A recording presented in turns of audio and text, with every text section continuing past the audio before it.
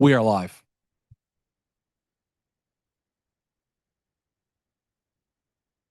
Good evening. I will now call the November 24th Estimates Committee meeting to order. Attendance, clerk, has the attendance been noted? Through the vice chair, roll has been taken. Okay, members of the committee, are there any declarations of pecuniary interest for any of the items appearing on the agenda this evening? Seeing none. Presentations, we have 2 presentations and 1 delegation. 3.1, I would now ask Maria Vasaki, Director of Communications, Community Engagement and Customer Service, to please come forward to speak to the public engagement campaign findings regarding the 2026 city budget present priorities. Please note that you have 10 minutes to present. Questions will be held until the item is on the floor during the debate portion of the meeting. Maria, thank you.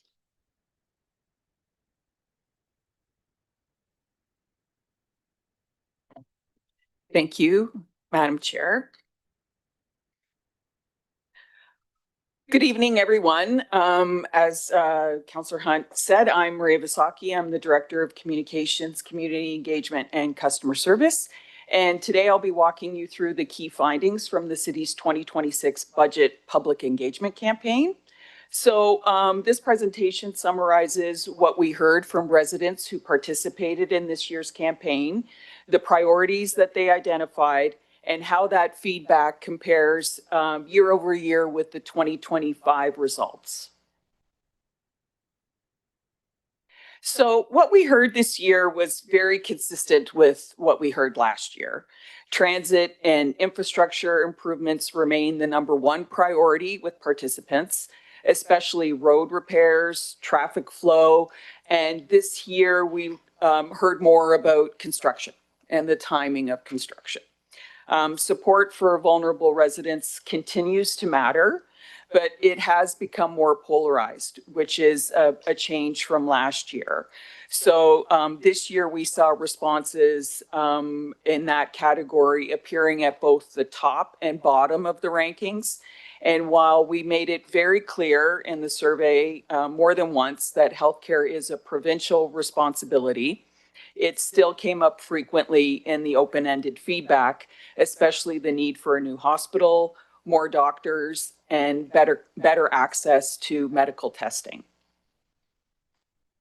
So on the demographics here, starting with age, respondents this year were mainly between the ages of 30 to 44 and 45 to 59. And we continue to see lower participation from people under 30, but had a slightly higher participation rate this year among that particular group. Participation came from all 5 wards, with Ward 1 and 2 having the highest response rates.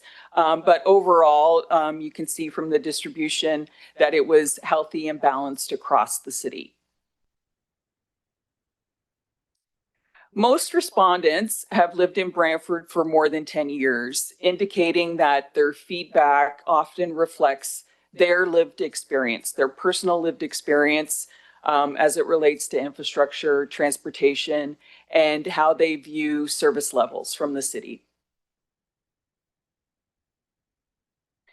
So getting into priority ranking, when we look at priority rankings across the survey, infrastructure and transit continue to top the list.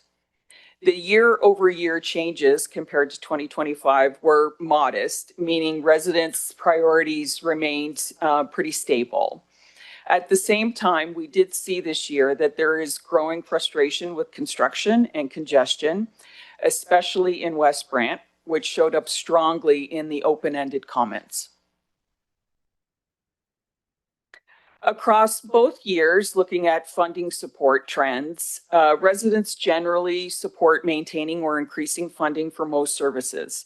The difference between 25 and 2026 are small, but fairly consistent.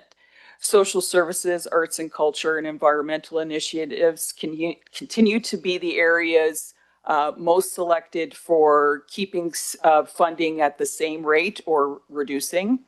And these choices suggest that while people value many city programs, they are looking for more fiscal restraint in certain areas.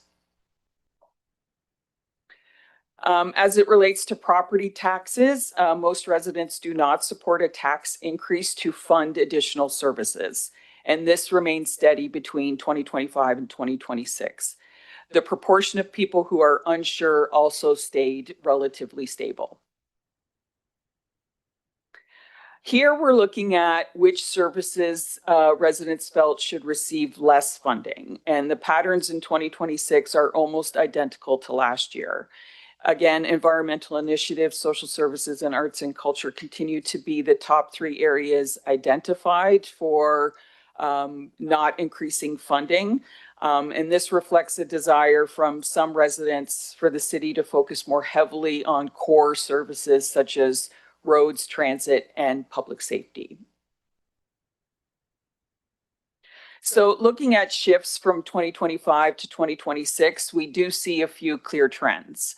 Concerns about housing have changed, with more residents this year saying housing feels that it has been at this point overfunded.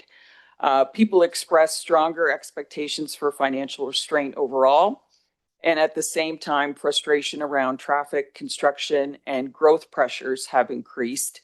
And the core themes like infrastructure, public safety, and affordability remain strong. So I'm happy to take questions during when the report is raised. Not now, right? That's correct. Okay, thanks. Thank you, Maria. I'm going to pass the chair back to Chair Sullivan. Thank you. Okay, now I would ask Joelle Daniels to come forward, Commissioner of Corporate Services and City Treasurer. Please note that you have 10 minutes to present, inclusive of, we'll be holding the questions till after. Great. Thank you, Chair Sullivan, and good afternoon, members of the Estimates Committee. I'm pleased to present to you today an overview of the 2026 City Services operating and capital budgets. I do want to thank the entire senior management team, departmental management, our infrastructure planning group, and the entire corporate budgeting team for working together to bring forward a current service level budget that is below the original 2026 multi-year budget projection. So we are currently in year 3 of a 4-year budget cycle. There's several benefits from implementing a multi-year budget process, including improved accountability, focusing on longer-term objectives, providing taxpayers with more certainty about future budget increases, and allowing for more strategic use of staff and council time to prepare and review budgets annually. As a reminder to the committee, strong mayor powers have changed the annual budget process. The powers include a requirement for the mayor to prepare a proposed budget for the city on or before February 1st each year. It's important to note that this is not the mayor's budget. It is a staff prepared budget for the Estimates Committee for the purpose of making recommendations to the mayor. Council will have the opportunity to formally amend the mayor's budget in January. So before we get into the numbers for 2026, I did want to provide some municipal comparator data. Firstly, when looking at other single-tier municipalities with populations greater than 100,000, and including our neighboring single tiers being Brant, Haldimand, and Norfolk, Brantford's levy increases have averaged in the lowest 5 over the last 4 years. And only in 2025 was Brantford higher than the average of this comparator group, and in 2023 it was the lowest. The staff report on tonight's agenda has this chart in it using data from the 2024 BMA study. At the end of the day Friday, we did receive the draft 2025 study. So this slide has been updated with the 2025 values, whereas your report still includes 2024. So when looking at all municipalities in Ontario with a population greater than 100,000, Brantford has the 4th lowest average residential tax bill, only behind Windsor, Chatham-Kent, and London. And this ranking is unchanged from the 2024 study. From an affordability perspective, property taxes as a percentage of median household income for Brantford is also lower than average at 4%. On the capital side, however, the city's asset consumption ratio is higher than average, which is an indicator that our infrastructure is more into its useful life than some other municipalities. This could be an indicator that our capital replacement needs are higher, which is supported by the infrastructure funding gap identified in the city's updated asset management plan. This is also supported by the remaining indicators on this slide, which show that the city's discretionary tax-supported reserve balances per capita and use of debt are below the average of our comparator single-tier municipalities. So we'll move into the city services operating budget. I did just want to take a look back. Oh, this is not displaying properly. That is a shame. Yeah, try again. Is the next slide working? Okay, so it's just one slide. Okay, so what that slide was depicting was first, it was doing a couple things. First, I just wanted to demonstrate how the city services portion of the budget has grown in comparison to the local board and agencies portion of the budget, and that increased funding for city services has not kept pace with the other half of the budget. I also wanted to highlight that the city services portion of the budget over the last 5 years has seen an average increase of 2.51%, and that's lower than the 5-year average CPI increase of 3.4%. So moving on to what we can read. This year, I'm happy to say that the current service level budget for the city services is lower than what we forecasted as part of the multi-year budget process and is coming in at 3.71%. We do need to account, however, for the continuation of the transit optimization enhancements that were approved as part of the 2025 budget, and that will increase the percentage increase on the city services portion of the budget to 4.66%. Members of the committee may recall that there was a recommended phase-in of strategic budget investments that were set out in the 2024 to 2027 multi-year budget. So included in this year 3 budget are those investments that are indicated on this slide and are also included in Appendix B of the staff report. And these investments were all previously planned for at the outset of the multi-year budget process. Also included in the 2026 budget are 5 positions shown on this slide that are being recommended as part of the shared social services budget, which is a separate report on tonight's agenda. So the committee may recall that the city and county are party to a shared services agreement, which sets out a different process for approval of the annual social services budget.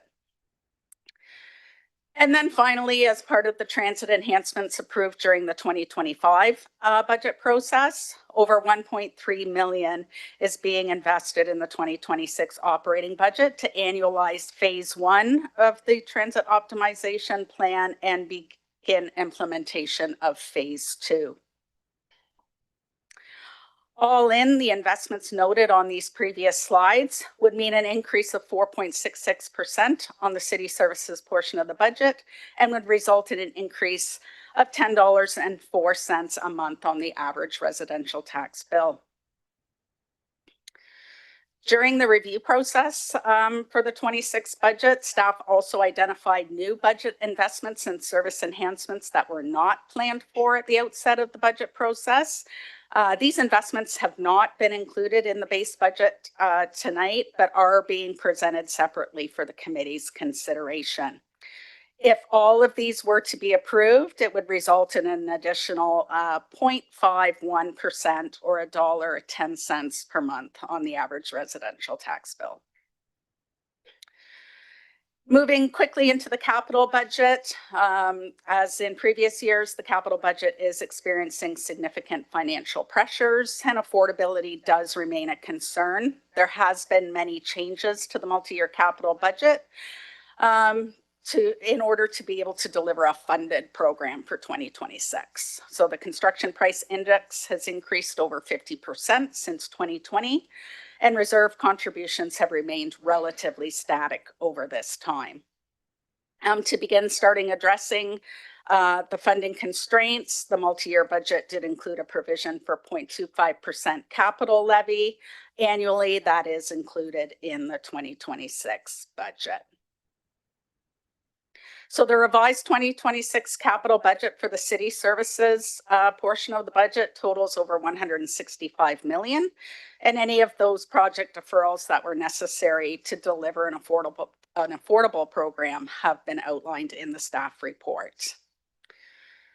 We use a number of funding sources to pay for the capital budget, including development charges, the Canada Community Building Fund, third-party contributions, namely other provincial and federal grants, tax and rate supported reserves, and lastly, debt financing. Just to finish my presentation, I will just quickly review the timeline to approve the 2026 budget. So tonight, the committee will be making recommendations regarding the city services portion of the budget, as well as the 2026 shared social services budget. Next Monday, December 1st, the budgets for the city's local boards and agencies will be presented to the committee, and a special council meeting has been scheduled for December 10th to adopt the recommendations of the estimates committee. The process for approval of the mayor's budget will begin with the delivery of that proposed budget by January the 9th. Council will meet within 30 days of that for the purpose of considering any proposed amendments to the mayor's budget. And that meeting has currently been scheduled for January the 20th. Once all amendments are considered, the mayor has 10 days to veto any of the approved amendments. And if the mayor does veto an amendment, council then has a process whereby they can override a veto with a 2/3 vote. So again, under this process, council will never formally approve a budget. The budget will be deemed to be adopted once all the steps in that legislative process have been exhausted. And I believe that's it for my presentation. Thank you, Joelle. Moving on, we're going to 3.3. We have one delegate, but before hearing the delegate, I would like to remind those in the meeting today that the following rules of decorum as set forth in the city's procedure bylaw apply. No person shall display any sign, banner, or placard in the meeting room other than materials that, in the opinion of the chair, are legitimate audio-visual aids necessary in connection with any presentation being made to council. All persons present shall use polite and respectful language, shall refrain from the use of any language or the making of any gesture that is disrespectful or offensive. All persons addressing council shall speak only on the subject in debate and shall not speak on any other subject. And no person shall applaud participants in debate or engage in conversation or behavior that may disrupt the proceedings of this meeting. With that, I now ask Chuck Beach to come forward as he'll be speaking to item 4.2, city service budget. You will have 10 minutes to present, inclusive of questions.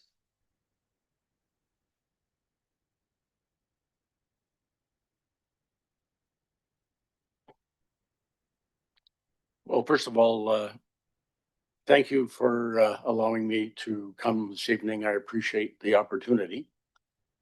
I appreciate Councillor Sicoli bringing chocolate bars to the last tree plant also. For my presentation, I'd like you to think a little longer term. Ms. Versace gave how people feel at the moment.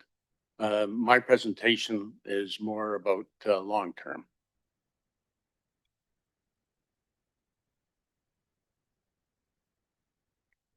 Somewhere, right? Okay.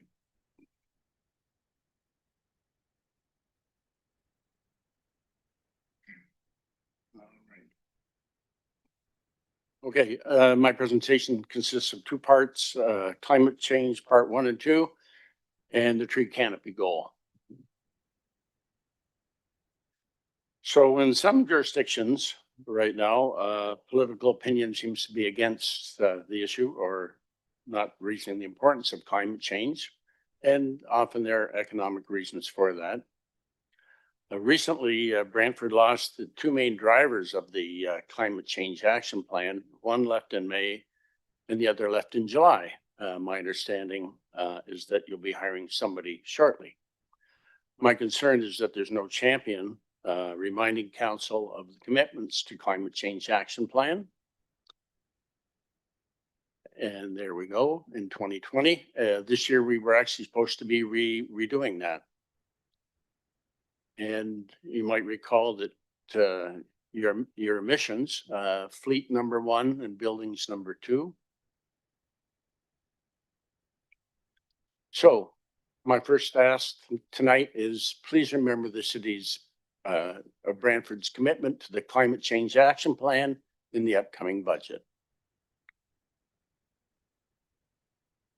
Now on to climate change. This is a chart. And what it says is 22 of the 23 hottest years on record have occurred since the year 2002. Well, I can update that for you. It's now 23 of the 24, with 2024 being the hottest year. And this is what I call climate change part 1. We're all familiar with the one of the root causes of climate change, and that's the burning of fossil fuels. And I think that's the one that we most look to address. And just for comparison, the current level of CO2 in the atmosphere is 420 parts per million. In the Ice Age, it was 270 parts per million. Part 2 of climate change is the urban heat island effect. And this is not something that we normally take into account. The fact is that cities are warmer than the countryside.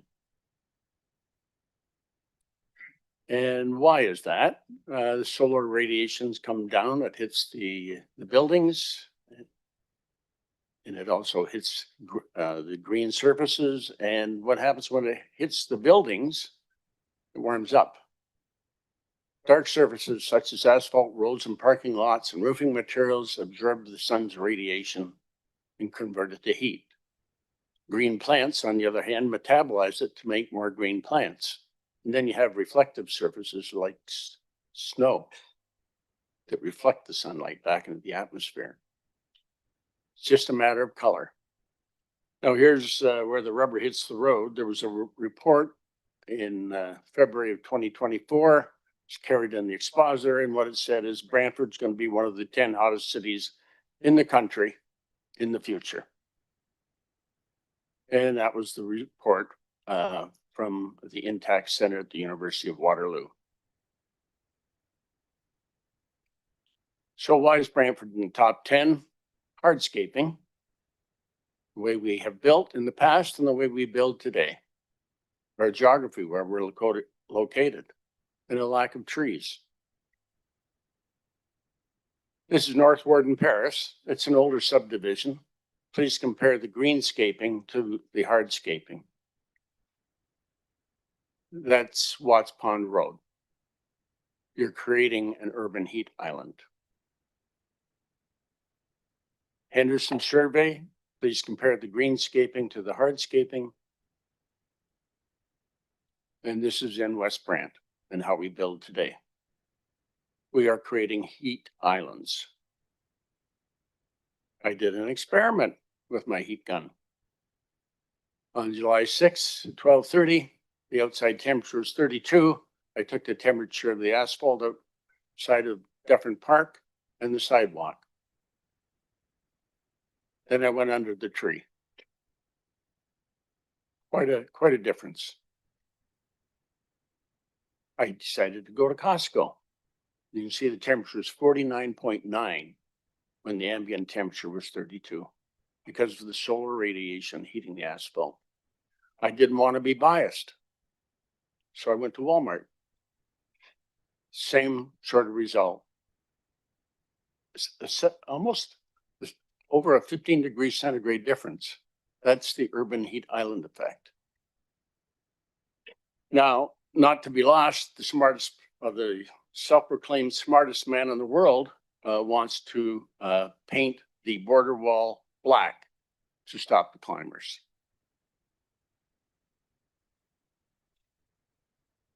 So the Brundtland Report, 1987, called Our Common Future. It was a report commissioned by the United Nations. It was the first use of the term sustainable development.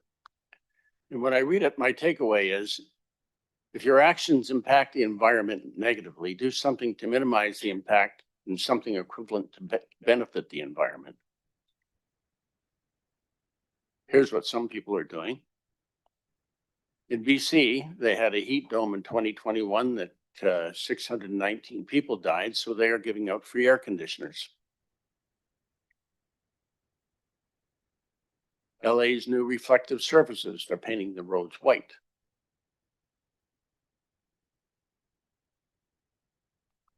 Phoenix, special gray material to reflect the sun. France, if you have a parking lot and it's got over, I think it says 90 spaces, you have to make half of them solar, cover them with solar panels. And here's one, not surprisingly, I like, once again, had to do with the heat dome of 2021 and the 72 victims. And Oregon County said they will plant trees because they'll cool us down in the hot summer and they will save us future lives that might otherwise be taken. What I've told you is Brantford's going to be one of the hottest 10 cities in Canada. Looking ahead, there's something you can do. What we do know is trees cool the earth. Trees metabolize carbon dioxide, and planting trees is a cost-effective tool to combat the urban heat island effect. What we do know is the city has a tree canopy goal of 40%. It was passed by council in 2008. It's been included in official plans, strategic plans, and the climate action plan. In 2022, the city conducted a tree canopy assessment, and you can see that Brantford was 21.5%, and it was on the lower edge of some communities of equal size. So, according to the LIDAR study, our canopy was 21.5%. It said we had 674,875 trees in the wards. I did a miraculous calculation, and it said that we needed 581,560 trees to plant in the next 20 years to get to 40%. That means you need to plant 20,000 trees a year. What we do know, there are many naysayers about the 40% tree canopy goal. It's unachievable. The city owns less than 30% of the property. So if we're going to achieve a reasonable goal, and I don't know what that goal might be, we have to engage the public in the private sector. For the private sector, I like the idea of taxes for trees, a little tax rebate for the amount of money they spend on trees. We currently have and have never had a plan to achieve any goal. So my ask number 2, please develop a tree canopy budget to develop a tree canopy plan to achieve a specific goal. Together, long-term thinking, we can make a difference for future generations. And I never give up hope. Thank you. Thank you, Chuck. You actually took it right to the 10-minute mark. So we'll be considering this item shortly. We'll now move on to items for consideration, all items that have been separated. Can I please have a mover and a seconder to put all items for consideration on the floor? Moved by Councillor Van Tilborg, seconded by Councillor Martin. Okay. We'll start with item 4.1. Anyone wish to have a crack at this?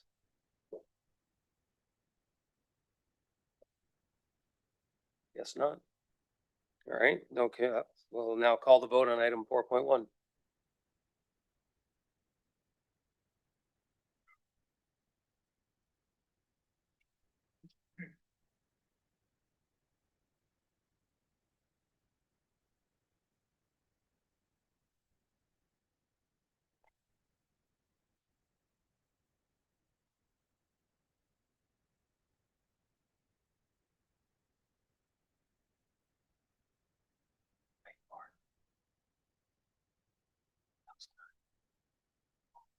Yes.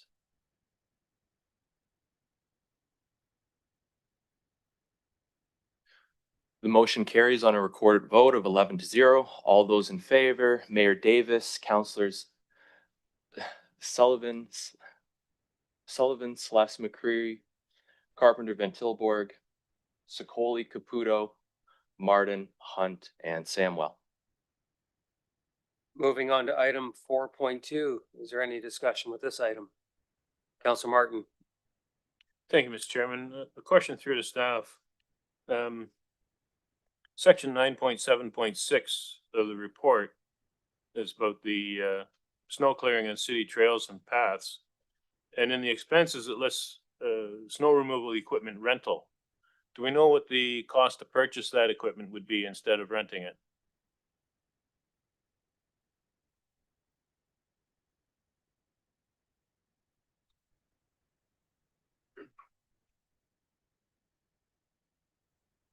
Page 20 of the report.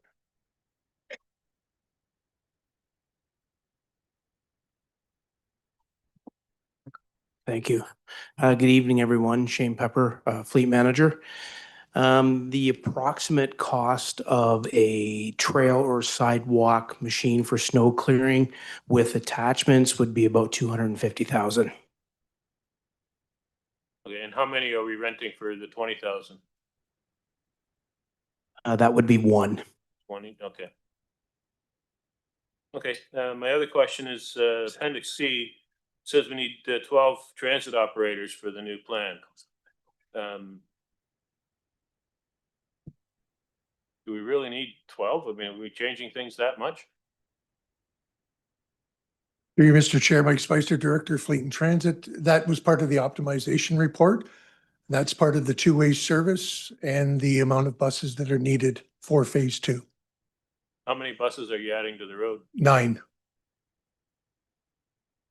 Okay, that's my questions, Mr. Chairman. Mayor Davis. Thank you, Mr. Chair. I know there's been many references to the process having been changed over the last 3 years, and that this is now describe it as being a mayor's budget, which it is legally, and it's the mayor under the legislation that submits the budget. But I prefer to take what I call the creation of what is our budget, and that's why we have this hybrid approach, which provides council members with 3 opportunities to impact the budget and budget decisions. One would be tonight, 2 on December the 10th, and then 2 further opportunities in January. And so we have before us 4.2B, which allows for council members to make recommendations either tonight or on December the 10th to for me to consider as I consider the staff budget and what it is that I present to the council in January. So I take that seriously, and I seriously solicit input from council members.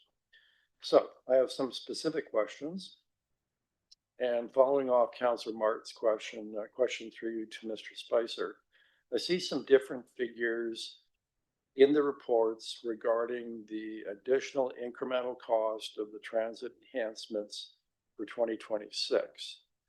Can you please confirm what will the additional incremental capital cost be, which is more equipment, more buses, and what the incremental increase is to the operating budget, which is the additional drivers? Through you, Mr. Chair, to the mayor. I'll talk first about the operating. So the new drivers, originally as part of the optimization, if you remember, were to start in April of 2026. We then pushed it out to June of 2026, and then we pushed it even further to September of 2026. So the new drivers would be hired in June of 2026, so half a year, in order to bring them on board for September. The amount of buses, the capital costs, I'll refer to Shane to speak a little bit more about the buses, but I believe that the buses that we ordered for 2026 will arrive in Q1 of 2026, and there'll be no further capital requirements for 2026. Okay, so you won't be purchasing any additional buses in 2026? That is correct. They will arrive in 2026, but they are already been approved and they're already on order. So they were paid for out of this year's budget? They were approved as part of phase one of the optimization study, last year's budget, All right. this year's budget, sorry. But when does the financial impact land? In 2026? Yes. How much?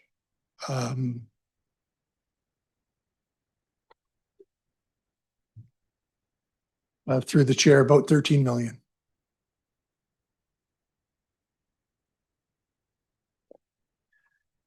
So that's for the buses themselves, Correct. right?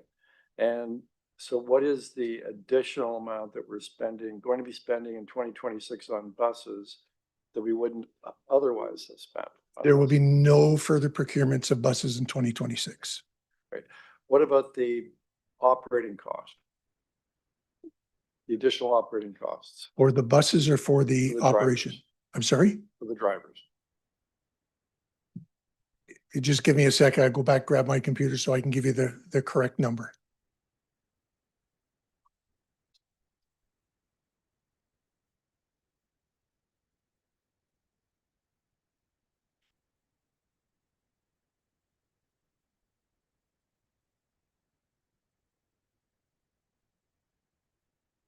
I'm sorry, Mr. Mayor, I'm going to need a few moments. Something just happened to my Well, computer. I'll go on to my next set of questions. Thank you. My next question is to either Joelle or Judy, if we deferred the tax ratio reduction adjustment in 2026, what would the dollar impact on the budget be?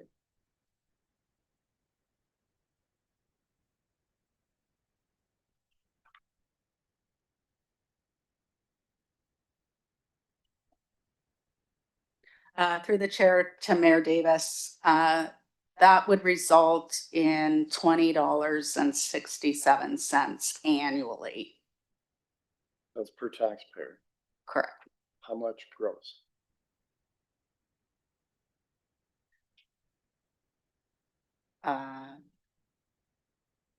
I will need to calculate that number. Okay. Come back to you on that. Question for Selvie. Selvie, there isn't a capital budget. There's a very large amount. It's $10 million for the nitrate reduction program. And then potentially in 2030, an even very much larger dollar amount. What is that based on, and what will the $10 million be spent on next year? Good evening, Selvie Conguera, Commissioner of Public Works, through the chair to the mayor. So the 2026, we have a design of the permanent nitrate system scheduled for. So that part of the money will be used for designing. And in the future, the bigger dollar we have is to actual construction of the permanent reverse osmosis system. So you're not- Mr. Mayor, would you like to be put back in queue? Yes. Councillor Sluss. Thank you, Mr. Chair. Through you to Joelle. Joelle, do we have a, excuse me, a projected assessment growth number yet? Through the chair to Councillor Celeste, yes, the role additions have been closed for next year. Our assessment growth that we realized was lower than what we were targeting. Our target included a 2% assessment growth increase. We ended with a little over 1.59% assessment growth. Could you put that into a dollar value? please. So the difference, I guess the estimated shortfall on the city's portion of the budget is about $500,000. So for the entire budget, I don't have the local boards stuff in front of me, but I'm guessing that would probably add another 200,000. So we're probably in the neighborhood of $700,000 to $750,000 short on our projection because of the decrease. Okay, thank you. And then three, Mr. Chair, to Mike, Mr. Spicer. What type of bus are we buying? We're buying a number of buses, new ones. Are they powered by fossil fuel or are they electric? Through the chair to you, Councillor Celeste, the buses that are currently on order, it's a total of 11. That includes replacement and expansion. They'll all be coming from New Flyer. 9 of them are diesel powered and 2 of them will be electric. Okay. Do we have a plan in place to convert over to electric or no? Yes, we do. There was a feasibility of electrifying the transit fleet report that went back, I think, in 2022. There was a plan to electrify the fleet through the replacement cycle. Okay. Just one further, are the electric buses a lot more expensive than a fossil fuel bus? Correct, yes. Thank you. Thanks, Mr. Chair. Councillor Hunt. Thank you, and through you to staff. So I'm looking at the capital budget. Just a couple of questions on some of the projects. So item 57 refers to $23,472 for improvements at the Brandland Community Center. And I'm wondering if someone can tell me what we're doing there.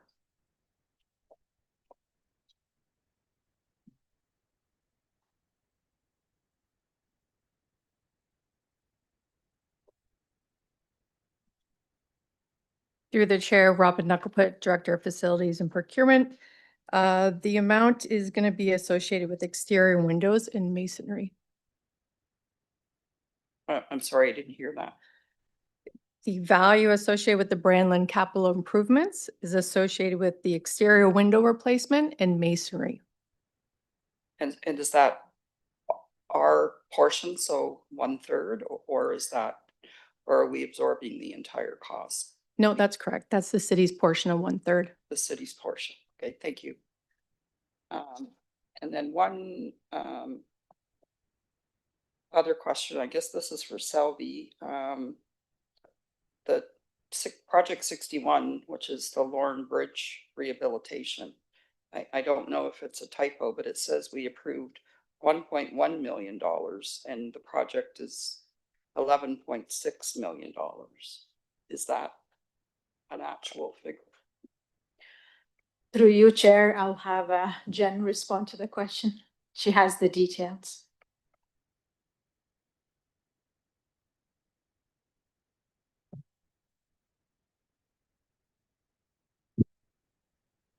Good afternoon, Jennifer Elliott, Director of Engineering Services. Through the chair to you, Councillor Hunt.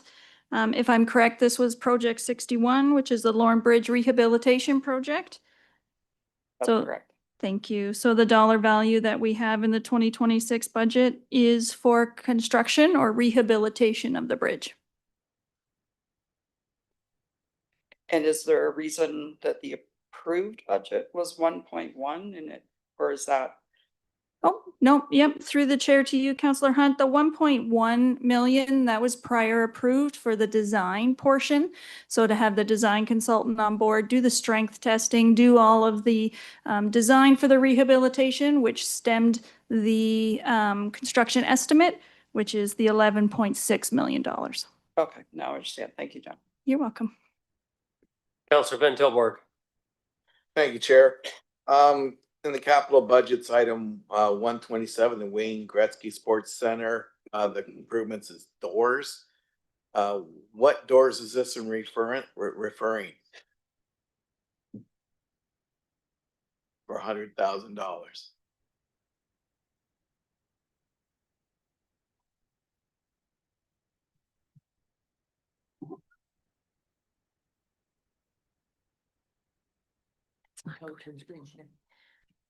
Good morning or good afternoon. Kim Weisgeld, Director of Parks and Rec, through the chair. Those are to replace all the automatic doors at the Wayne Gretzky Center because we've had issues with failures in the doors and we're going to replace them all. Aren't these the same automatic doors that we've already had replaced because of them being problematic? Through the chair, that would be a few years ago prior to me, and I can't speak to that. I know that we just completed a building condition assessment, and this was identified as one of the critical issues to be fixed right away.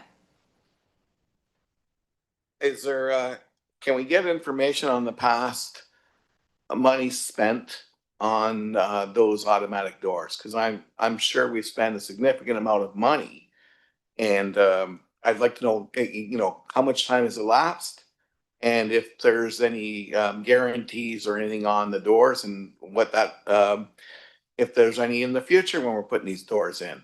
Because at one point in time, if I recall correctly, some of the doors we had placed almost immediately had to be replaced. So if we could get that information back, I'd much appreciate it.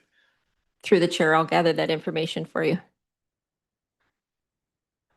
Seeing no other first times. Oh, Councillor Carpenter. Thank you. Mostly on capital items. So I see we're going to reconstruction of Locks Road for one block from Clover Street to Glenwood Drive is $1 million for one block. Can that be true for one block?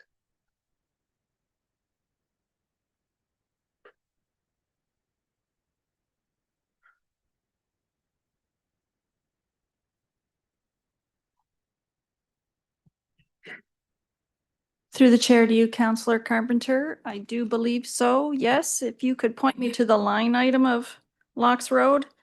Oh I can gosh, I've give been you that. rolling through it here. Well, 373? Yeah. 373, Councilor McCurry says. 373. No, 373 doesn't help me. No. Project ID 373. Thank you. That would be project reference number 65 is Locks Road. Was it 65? Okay. Thank you. Just went by it. Okay. So the amount of funding that we have in the 2026 budget is for the design of Locks Road, and then we have future funding for the construction. Are you looking at future funding or the 2026? I got the 2026 is $1 million. Correct. So that one is, so we have design funding. Design is underway, construction in 2026, and we've increased that funding by only $50,000. So yes, the $1 million is an appropriate cost during, like, given today's unit price items for that one block of road. Okay. Sanderson Center next, if I may. I see a number of capital projects for the Sanderson Center. Is there any work going to happen on the inside of the Sanderson Center? I noticed that there's, from a previous roof leak, there's been some damage to the wall, the brick layout. Is there going to be funding available to bring that up to what work community's expecting?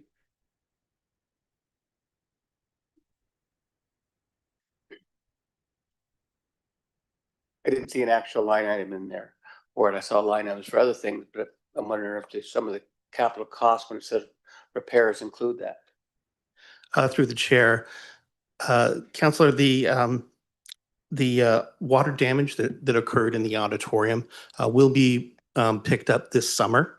We did initial abatement of possible asbestos and the plaster work in the current year, and then we've got the paint to be done in the summer. That's actually going to be funded through a prior year capital project. I'm not sure what that one is, but it's still open and we have funds available. Great, and thanks for taking care of the Sanderson the way you do. Appreciate that. One more on reference 38, and that's the new build, 687 Colbert Street, 812 units. That's a $4.5 million project. Can someone tell me, like, where are we with this? And have we got any funding from the federal provincial governments on housing? Because there's all kinds of housing programs, and if not, why not? Good afternoon, Mary Musson, Commissioner of Community Services and Social Development, through the chair to Councillor Carpenter. We are currently in the development phases of this project. So Social Services Committee will be seeing a report come forward in the first quarter of 2026 with the recommendations from the design team and to request permission to proceed with the development. We are starting to submit grant applications, but we are hesitant to submit them until Social Services gives us the go ahead to proceed with the project. But to date, we do not have any grant funding for this capital project. Okay, and has anybody applied on our behalf for grant funding to the Accelerator Fund or federal level or any provincial funding? Yeah, staff keep on submitting grant applications for every available project. So right now we have reached out to both CMHC and to the Build Homes Canada to determine what the application requirements are for this development as well as for any developments up at Fox Ridge. Okay, thank you. Thank you, Mr. Chair. Councillor McCurry. Chair, thank you. A few questions regarding capital through you to staff. Reference 29, Wayne Gretzky Sports Center closed circuit TV camera replacements.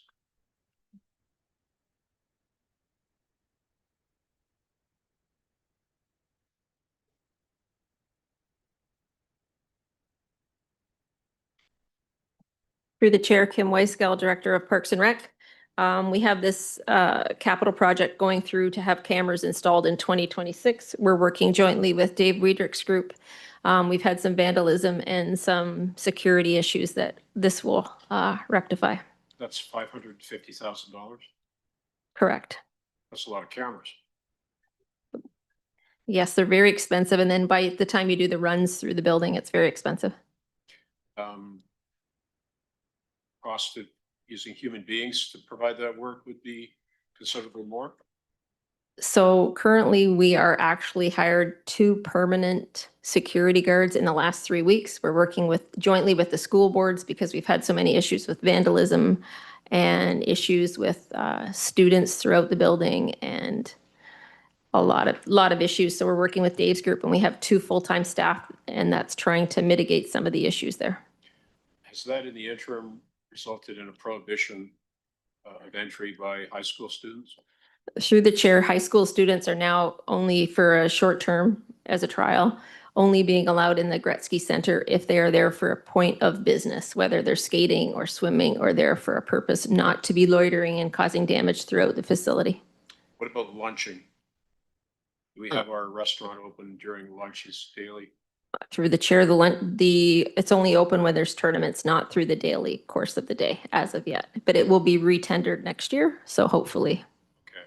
I wonder if another member of staff might investigate whether or not that violates our contract agreement with the restaurateur.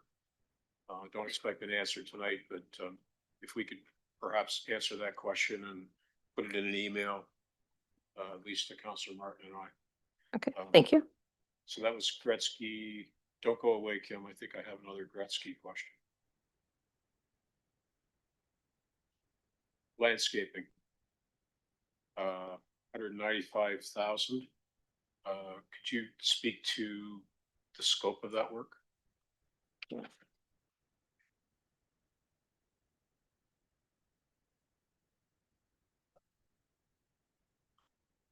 Good evening, Mike Westwood, Manager of Cemeteries, Horticulture and Forestry.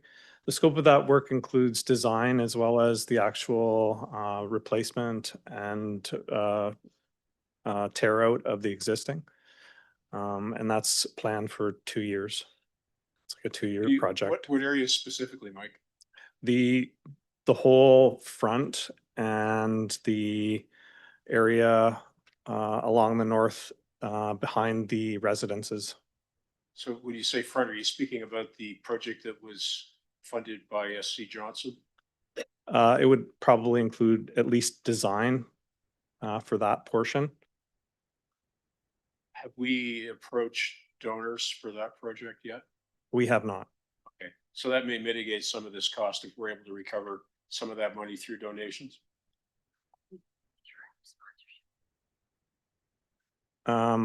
We can look at that through the new sponsorship position. Okay, that's excellent. Thank you very much for that. Next, regarding engineering services, bridge replacement, which is number 60. For those of you following at home. Bridge replacement, number 60.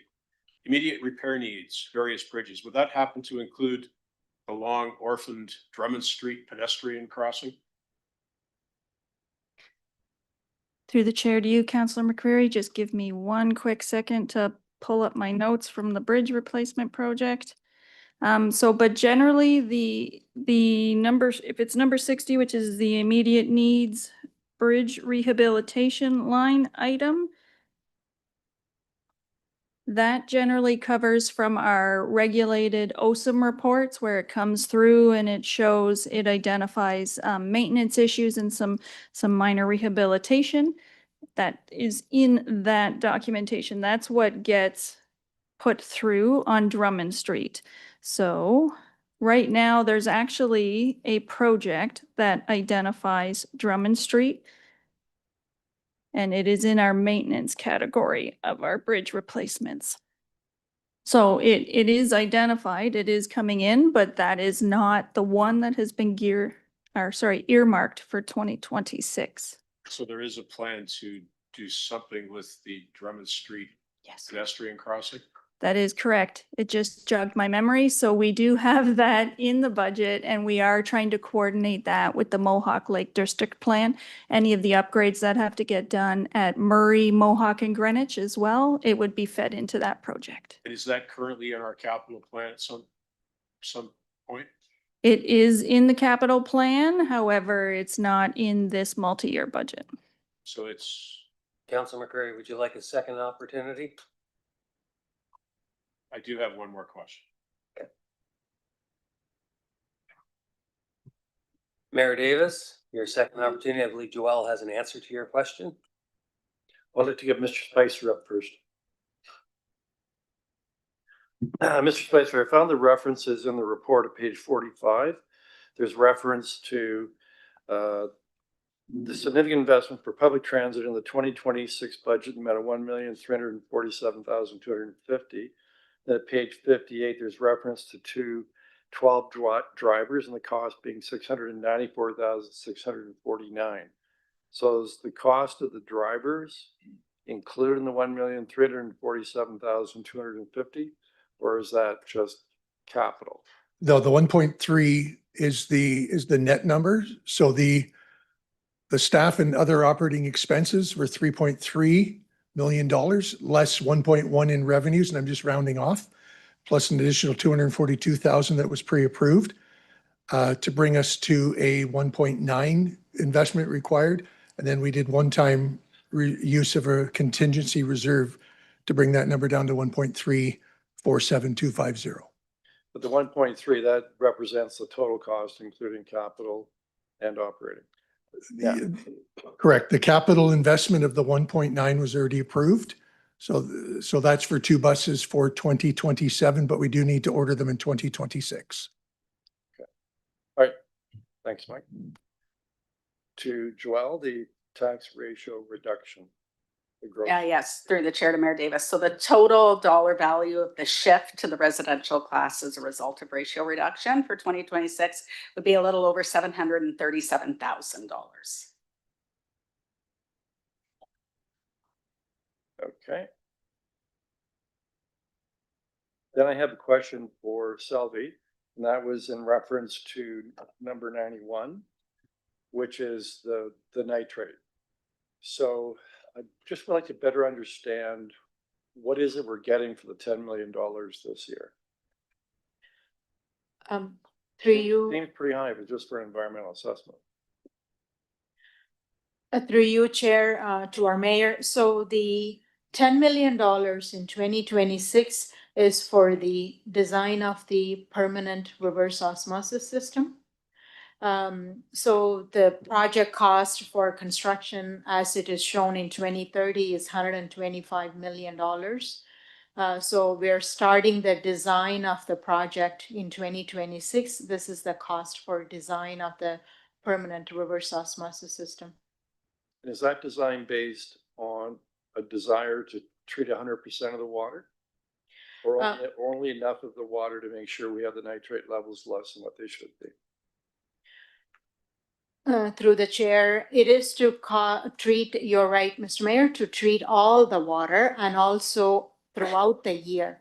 Right now, our temporary reverse osmosis units, we only have them in the winter between December and April. Our goal of the permanent system is treat all the water throughout the year. So have you considered leaving in place permanently a temporary system, well, not temporary, but a system that treats the water during the winter months when nitrate levels are high? Through you, Chair, the temporary system right now is very expensive to leave it all year long. So right now, if I say it's 1.2 million for 4 months, it'll be like close to 5 million per year. And but the cost, but if we look at long term, it benefits to have our own system. And we're also exploring other ways where we could bring in some units that to treat portion of it, but we haven't fully explored that yet. So will we continue to be doing each winter the temporary treatment of water for nitrate? Through you, Mr. Chair, that is correct, because that's the only way for us to have some level of assurance that when the nitrate level goes up in the winter months, that we can treat and continue to supply the safe water. Yep. While you're there, I'd like to ask you about number 83, which is page 152. That's the landfill gas utilization. Is that the same project that we were trying to get grant funding for 2 to 3 years ago? Through you, Chair, to the Mayor. So we haven't applied for the grant funding for this one yet. We will be to FCM at a later date. This is the RESOP agreement we have with the province where they only approve landfill gas to go through. So this project is to bring digester gas from the wastewater plant, put it through the landfill gas utilization facility, produce electricity, and use it at the wastewater plant that Councillor Martin has been asking.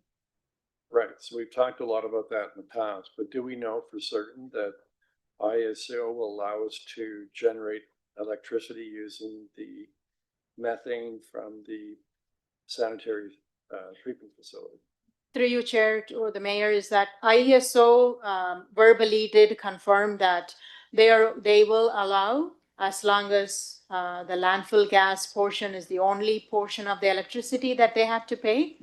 And the digester gas portion of the electricity, they do not want to pay through the RESOP agreement, the existing RESOP agreement. So that's why we want to use it at the wastewater plant.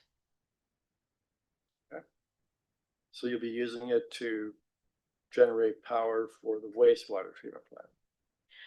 We will be using the digester gas from the wastewater plant and using that electricity to operate the wastewater plant to offset some of the electricity we get from the street.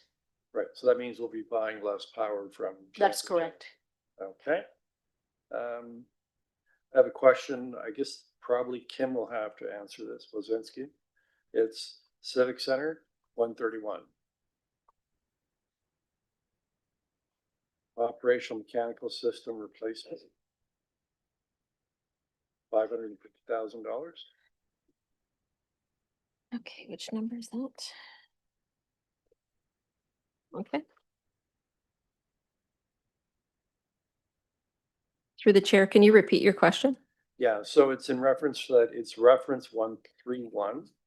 It's Civic Center. Mhm. And it's repairs or replacements to the operational and mechanical system. 550,000. Right, so we've been experiencing, through the chair, we've been experiencing some ice issues.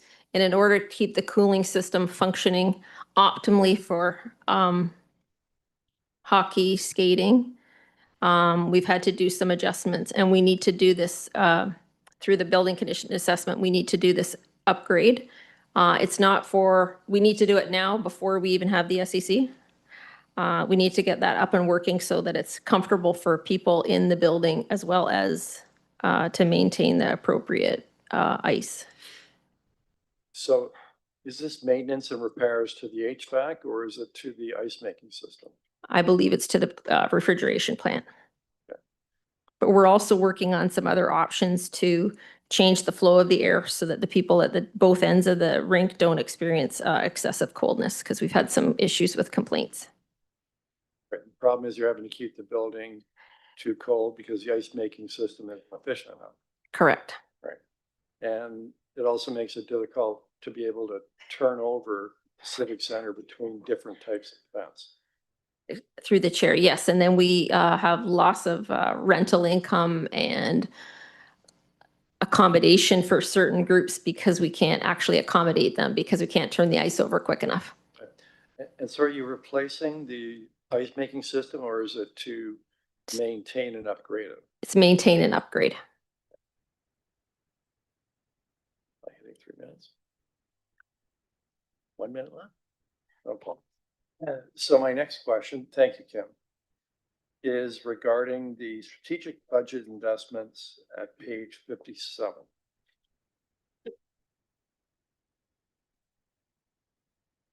So not sure who would answer this. Is there a number of investments? So my question is, so these were the strategic investments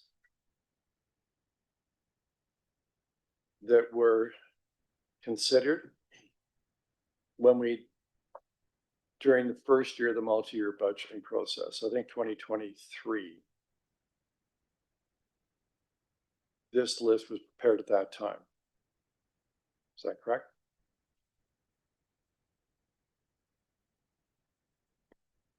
Through the chair to Mayor Davis. Yes, that's correct. So the 16.35 positions that are listed in there are the ones that were included in the original multi-year budget for 2024 to 2027 that would have been considered in 2023. Right.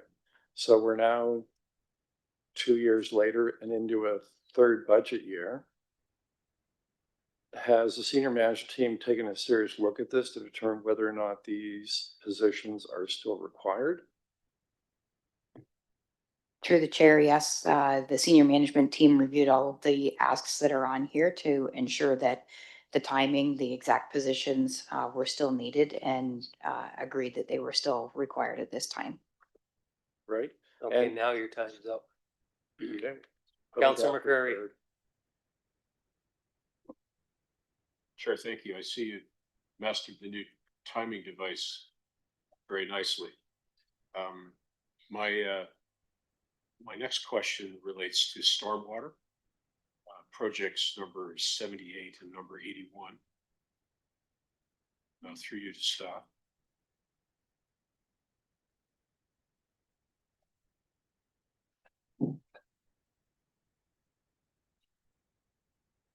First one is with respect to the basement flooding prevention grant program.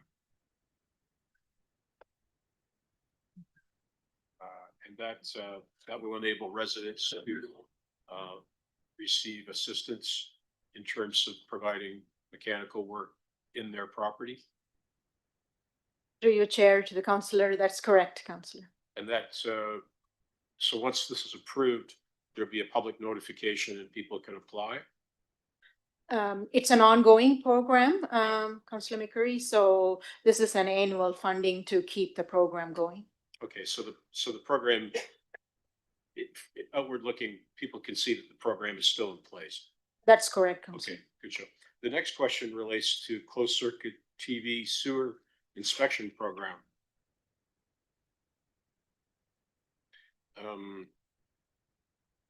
That's a contracted service, correct? Through the chair to Councillor McCreary, that's correct. Have staff examined the viability of acquiring the equipment and providing that service to ourselves?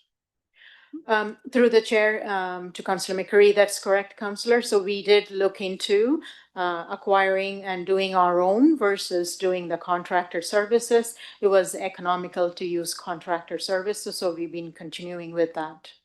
And I believe you also looked at the opportunity to monetize this by placing those videos on YouTube. Is that correct? Perhaps I misread the document, sorry. That's all, Mr. Counselor Celeste. Thank you, Mr. Chair. Through you to Jennifer. Jennifer, did I overlook and couldn't find the construction for the permanent closure of Ada Ave? Is that in here?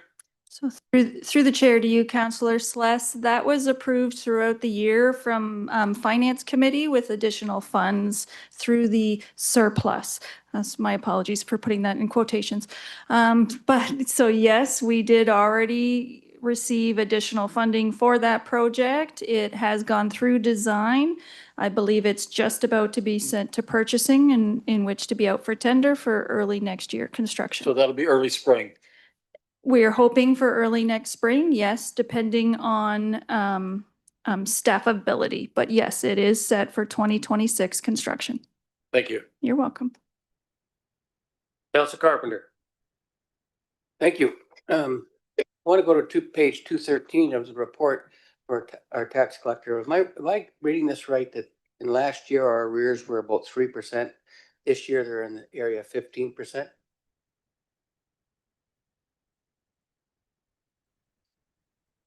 Property tax arrears. Through the chair. Appendix That's not residential, I mean. Appendix 15%. G. So I'm not sure what the question is. Is the question regarding the 15.83 versus the 3.66? Yes. Okay, so what that is detailing is that in the residential class, 15.83% of properties are in some amount of arrears. But what we wanted to demonstrate is that when you dig into those numbers further, only 3.86% are in arrears for amounts prior to the current year. Okay, so do we have any idea if we've got a larger arrears this year than we had previous years? Are we seeing an increase in arrears because people are having a hardship paying their taxes? Through the chair, we have overall seen an increase in our net arrears over the years. Certainly that number is growing to some degree. Okay, thank you. Reference 131 is the capital project for Civic Center. Is this for replace chillers? The chillers only last 10 to 15 years? I mean, we're saying the Civic Center chillers needs to be replaced.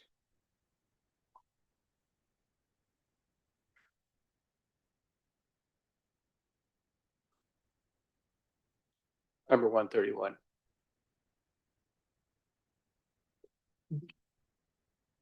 Good evening, David Ferguson, manager of Arena and Aquatic Operations. Yeah, so the work at the Civic Center, this is for the replacements of a chiller bundle, a condensing tower, and boilers. All three items have exceeded their expectancy of life.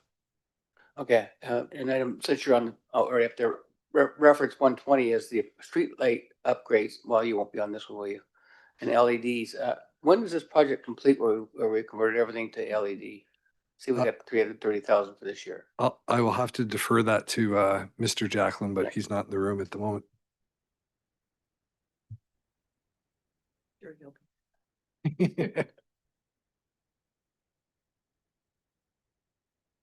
there. Mr. Jacklin's actually not in the room at the moment. Oh, okay. Councilor Carpenter. Okay, I'll try to go to my next one if I can get there quickly then. Nope, there's Mark. Mark, I was question was to the street lighting going to the LEDs. Is this the last year of this project? Will we be complete by then? Through the chair, I'm just looking at what number that is. That's 120. I believe there is. We will be finished it in 2029. Oh, so we've got a few more years of that Yes, same. yes, we do. Budget number to get it. And what areas are going to be done next year then with that money, do you know? What sections? Yeah. We are just completing I don't actually know the exact sections, but we're at about 83% right now, and we're just working our way through the city, completing that. I think one of my other questions was answered by Councilor McCreary about the Dunstan Street, so I'll go to the 73 item. Item 73 is Public Works Staff Completion of Drainage Channel Review. So this is really Silver Creek, looking at the Silver Creek properties. It's sort of, it's a creek that hasn't been thought of as ours, and GRSA says it certainly is our responsibility. So we now are reviewing this for how we're going to support the banks in the long term. Is that what this plan is for? But this is for a specific area, Dunstan Street to Glen Riva Ridge.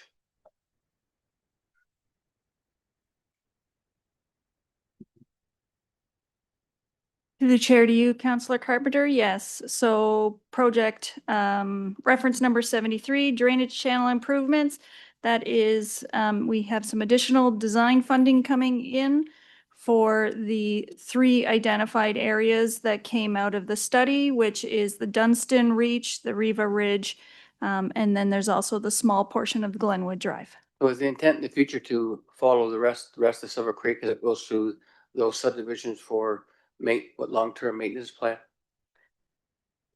That is correct, sir. So through, from the study that we did, it noted 3 different levels of severity to work through, the high level, medium, and low. So the anticipation is as we're working through that report. Okay, and is that going to be coordinated in the plan with the eliminating the encroachments and dealing with the access to the trail improvements? It's all part of one package? Through the chair to you, yes, that was identified as an issue in that study. So we would work with our legal partners as well to see how we can address those All right, issues. thank you. You're Thank you, Mr. welcome. Chair. Mayor Davis.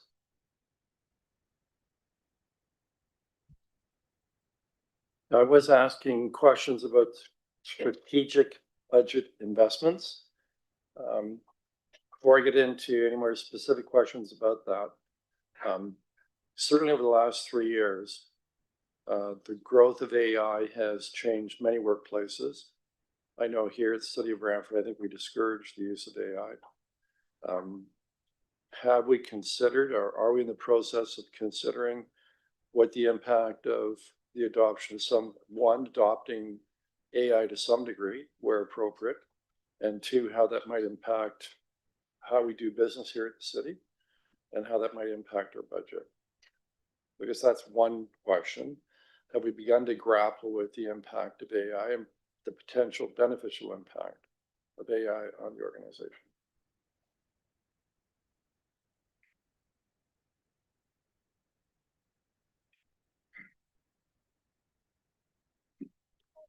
Scott Hall, Chief Information Officer, through the chair to Mayor Davis.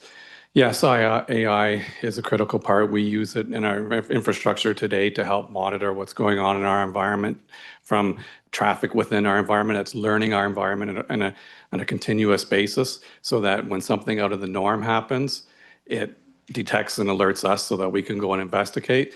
That's from the hardware side. From the user side, it's on our radar. We're just in the process right now of working on an AI governance, because it's very important to make sure that staff are knowledgeable in the use of AI and not putting information out into the public domain that could put our information in jeopardy. So that's why we'll be looking at leveraging Microsoft's solution, and that should be rolled out in the next little while. Some municipal organizations have a policy of discouraging use of AI and not encouraging and not trying to be innovative in its use. How would you describe the approach of this organization towards AI? I would describe our approach as being cautious, but still wanting to make sure that we have those governance. We have a new responsible computing policy with a number of standards that will be coming forward. One of those standards is specific to the use of AI. And I don't think we recognize that we're not going to be able to stop it entirely. If we block it here, staff are just going to go home and they're going to use it. Then they're going to take that information and they're going to bring it in. So it's one of those things where we want to control the usage. And that's why we want to just be very cautious, get those governance plans and educate staff. So that's an approach that says controlling and governing AI. What about an approach that says, how do we best use AI and how do we approach it on an innovative basis and make best use of AI to provide better, more effective services for our residents? So through the chair to Mayor Davis, one of the components of that standard is the introduction of an AI steering committee or an AI committee within the organization made up with representation across the various commissions. And the intent there is to bring exactly those types of initiatives forward. How can we use AI to best service not only our own staff, but the citizens of the city of Brantford? So I'll transition back to the strategic budget investments. Can we be provided with a rationale for each of those strategic budget investments in advance of our meeting on December 10th? Through the chair, yes, we can do that. Okay.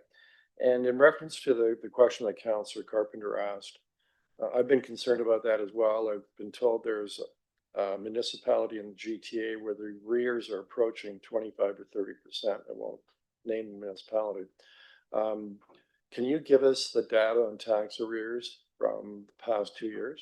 So we have something to compare the tax arrears to.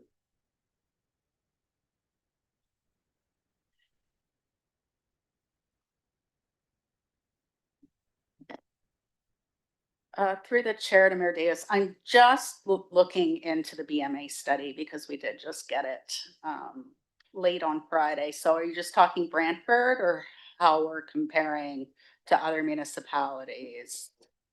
Both how the experience and record this year to date, how it compares to same time at the same stage of the past 2 years. So our own experience. And then how we're comparing to other municipalities. Okay, I can give you a couple brief answers now. Just looking at the study. So Brantford overall, this is not by tax class, so this doesn't necessarily speak to the residential class, and we do see a high level of arrears in our business classes. Overall, the measure that's used in the BMA study is how much the taxes receivable are as a percentage of taxes that are levied. So for the last 3 years, Brantford has gone from 5.2 to 6.6 to 8.8.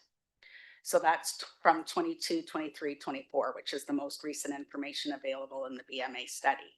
In looking at where some of the other comparable municipalities are, using this particular measure, I don't see anything quite as high as 25. There are some municipalities where that indicator is approaching 14%. But looking at some of the other municipalities that are over 100,000 population, Richmond Hill, Ajax, Pickering, Vaughan are all in the 8.4 to 9.8. Brampton is currently above 10. Kitchener is at 8. Windsor 9.9, Brantford again 8.8. Some of the further away municipalities that are over 100,000 are significantly lower. Sudbury at 3.7, Kingston at 3.5. So that's just a sampling of what's coming out of the study without being able to do a lot of research into that. Mr. Mayor, would you like to go back in queue again? Yes. Councillor McCurry. Chair, thank you. My next question pertains to the Grandview Street project. It's numbered 66.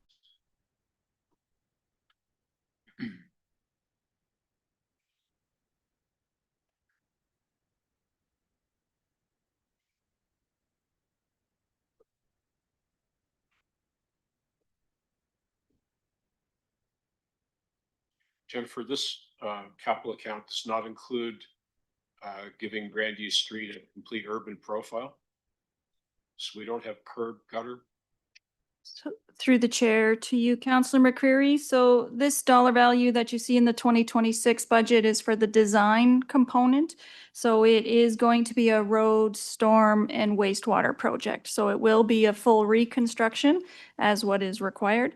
But that will come in future years for that dollar value. Yeah, thank you for that. So it will have curb gutter and sidewalk then? Yes, that is our current standard, so that is the anticipation. Okay, thank you for that. And next, additional question regarding, Mhm. I'll just wait till they're finished. With respect to cemeteries, Mr. Westwood, if you would. So Mike, we have considerable work to do with respect to the mausoleum at Mount Hope still. Through the chair to Councilor McCurry, yes, we've completed the roof replacement last year. This year, we're doing the procurement for the exterior renovations, and then we'll be doing design, I think, next year for. Mike, I'm having an awful hard time hearing you. Oh, sorry. We completed through the chair to Councilor McCurry, we completed the roof replacement in 2024. And we're doing the procurement for the exterior renovations in 2026.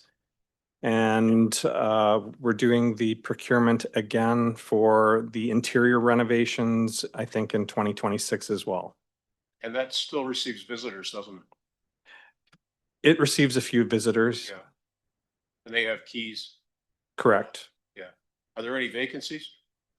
I believe there's about less than 15 vacancies. And the folks that paid for perpetual care sure get their dollars worth, don't they? They certainly do, Councilor Yeah. McCreary. Now, with respect to Greenwood, you've got some minor capital there. Could you elaborate on some of the little projects you're doing? There's some work with respect to the chapel, is that correct? Through the chair to Councilor McCreary, we had identified that the windows need replacing. And so we're going to be looking at doing that next year. We did some masonry repointing this past year. And I believe that's it for the improvements, the minor capital improvements at Greenwood. We have an ongoing monument safety program, which we also use minor capital for. And you've done some resetting of monuments that were at a bit of an angle, right? Correct. We reset 9 large tiered monuments this year as part of the program. And that's something that you inspect every year, right? Correct. Yeah. Okay, thank you for that. Mayor Davis. Thank you, Mr. Chair. In reference to the capital budget, we're missing something that we would often have, and it would enable council members to respond more completely in respect to questions about, well, what about this project? What about that project? And in particular, what I'm talking about is we have a list of the projects that we're putting into the budget for 2026, but there's also a list of projects that are proceeding in 2026 that were in past year's budgets. So the list we have in our capital plan is not an accurate list or a complete list of what will be done in 2026. So I know you've done this for us in the past. Can you give us a list of additional projects that are already in the budget because they were in past year's budget or being paid some other way, so that council members have a complete picture, a full picture of what's being done in 2026? The other thing that we had in years past was a 10-year fully funded capital plan or capital budget.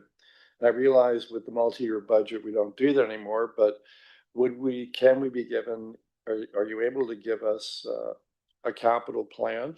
Not necessarily the capital budget, but the capital plan for, say, the next 5 years, so that members of the council are better able to respond to residents' questions about, Veterans Memorial widening. When is that happening?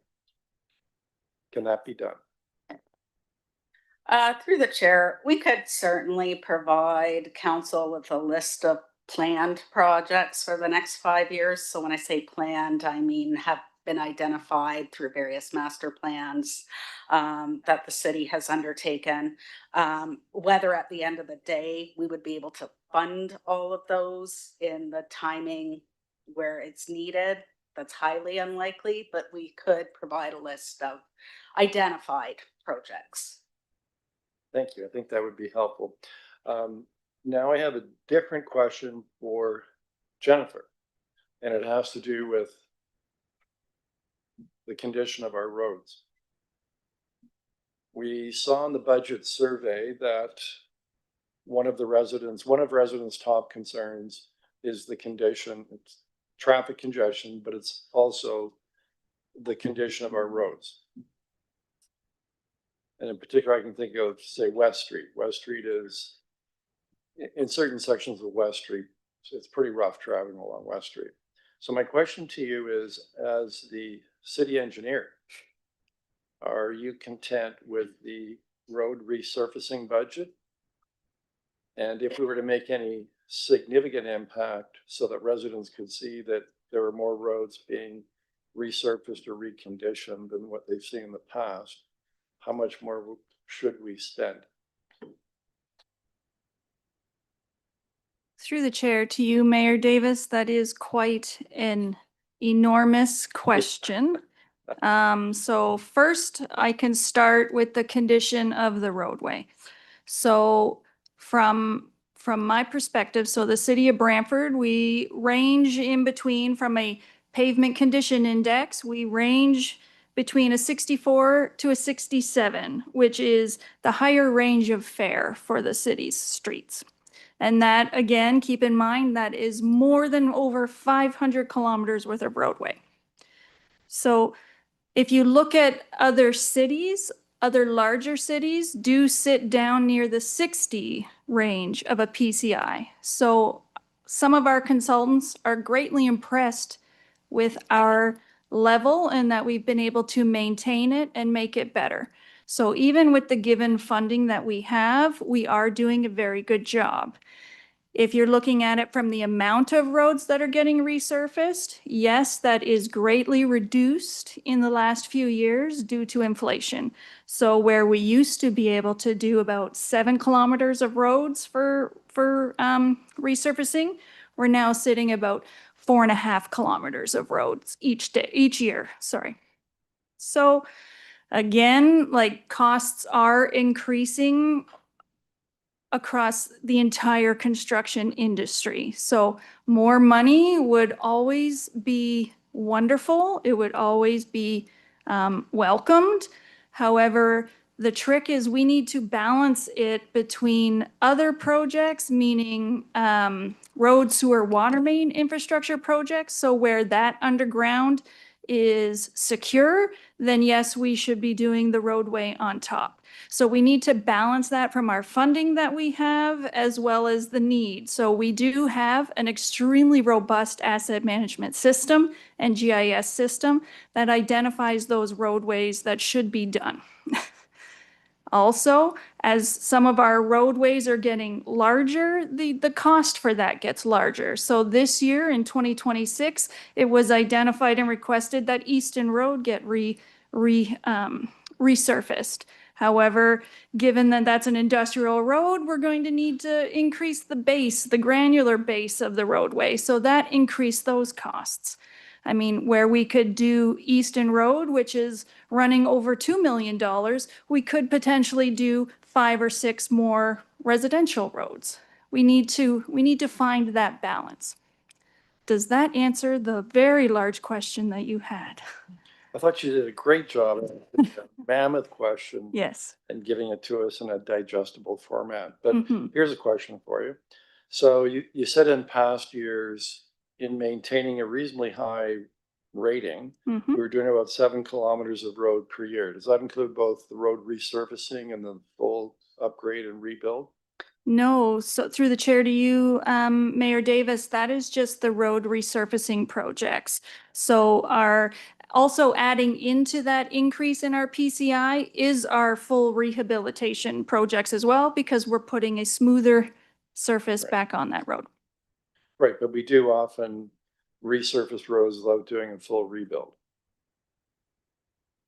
My apologies. May you repeat that? So when we're resurfacing a road, it's not always in reference to a full rebuild where you're redoing all of the underground pipes. That is correct, sir. We call that road resurfacing. Correct. Right. So what would the cost be of moving back to 7 kilometers a year? So through the chair to you, Mayor. 4.5. Yeah, through you, through the chair to you, Mayor Davis, if we were to try to get back up to our 7 kilometers worth of roads, you're looking at doubling the investment that we put in. So right now annually, we're getting about $1.8 million. You're gonna raise that to the upper twos to a $3 million range. Thanks very much, Mr. Chair. Welcome. Call the vote. Councilor Carpenter. Well, while you're there, so when we're doing a complete road repair, sewer and water main, and those dollars aren't all taxpayer dollars because we're rebuilding the road for sewer and water, and we've got sewer and water charges that are put in the capital budget for those repairs. Through the chair to you, Councillor Carpenter, that is correct. You will have funding for the sewer portion of the work, funding for the water main portion of the work.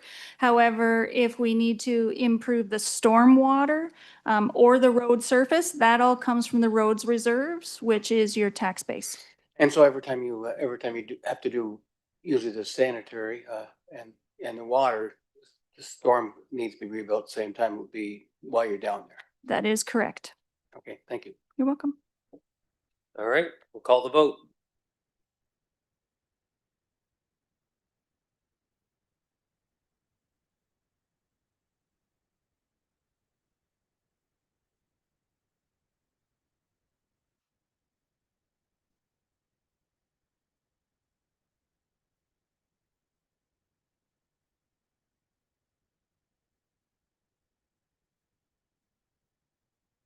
The motion carries unanimously on a vote of 11-0. Those in favor, Mayor Davis, Councillor Sicoli, Sullivan, Caputo, Sless, Martin, McCreary, Hunt, Carpenter, Sandwell, and Van Tilburg. Thank you. We are now going to adjourn for a short break. We'll reconvene at 6:30.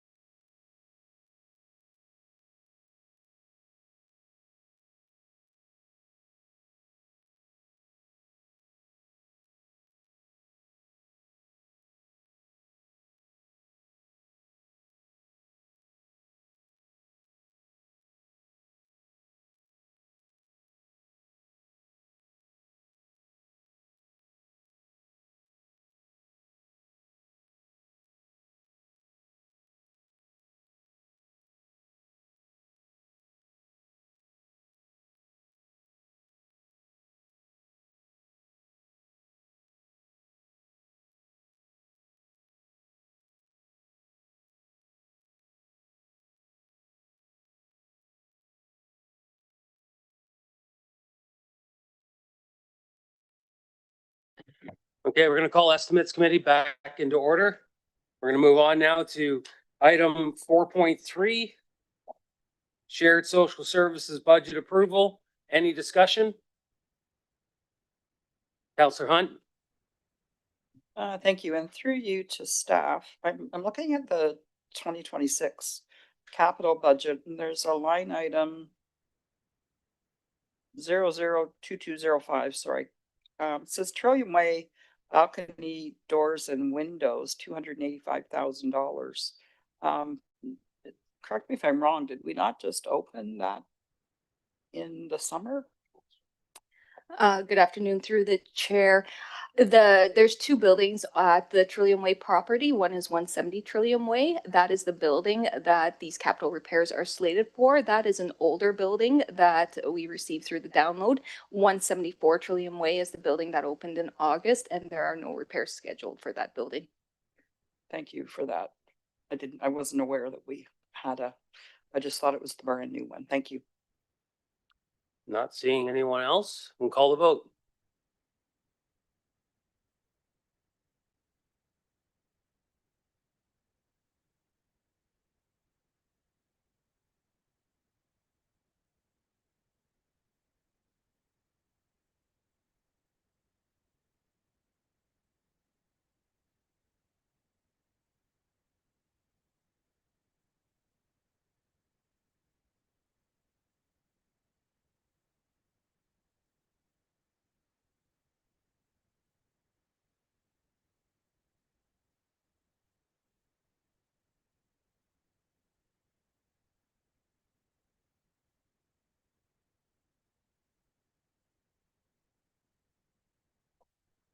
Motion passes on a recorded vote of 6-0. All those in favor, Councillor Sullivan, Martin, McCreary, Hunt, Samwell, and Van Tilburg. That is that. We are adjourned.